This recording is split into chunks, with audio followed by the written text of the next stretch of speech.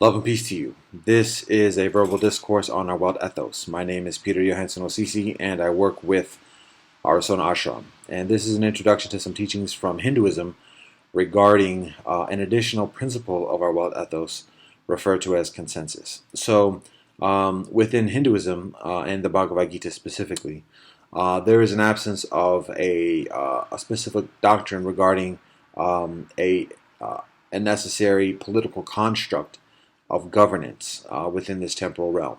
And indeed, there are many different paradigms of governance throughout the temporal history of India, including monarchies to democracy and additionally.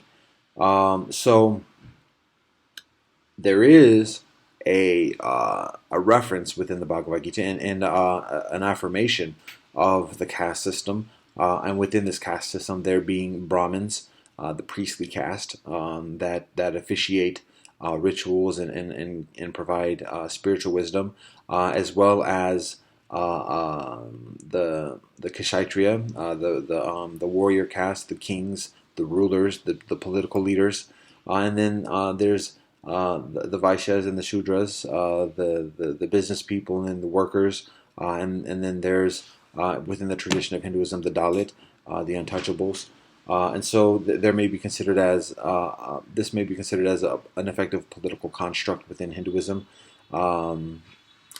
de facto and to a certain extent de jure as well. Yet there's also the example of the ascetic that kind of undoes this rigidity of the caste system, whereby an individual has the propensity of casting off the caste and pursuing spiritual ascension, and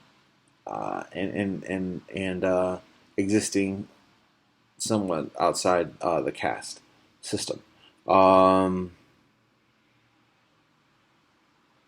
So Sri Krishna teaches this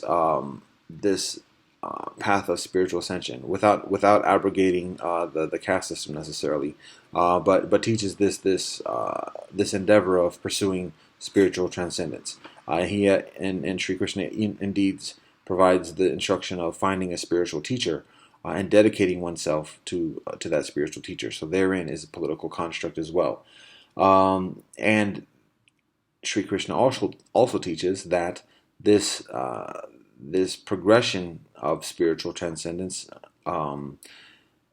involves cultivating universal compassion and equanimity, being indifferent, and it may be considered that that experience of indifference and equanimity may be considered as very fundamental roots of consensus, being equally disposed to all beings. And it may be considered perhaps as a quintessential experience of consensus, kind of flipping consensus on the head, rather than quelling one's own ambitions to accommodate the group decision and a collective group decision based upon each individual's idea.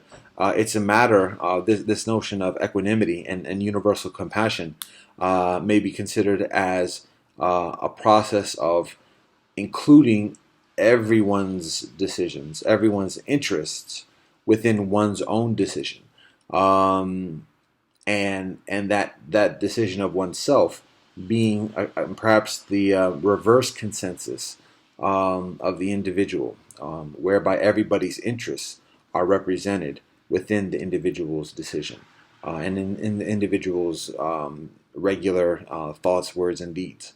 And so that's a consideration. Those are some teachings from Hinduism regarding an additional principle of our Welt Ethos referred to as consensus. Ananda Shanti.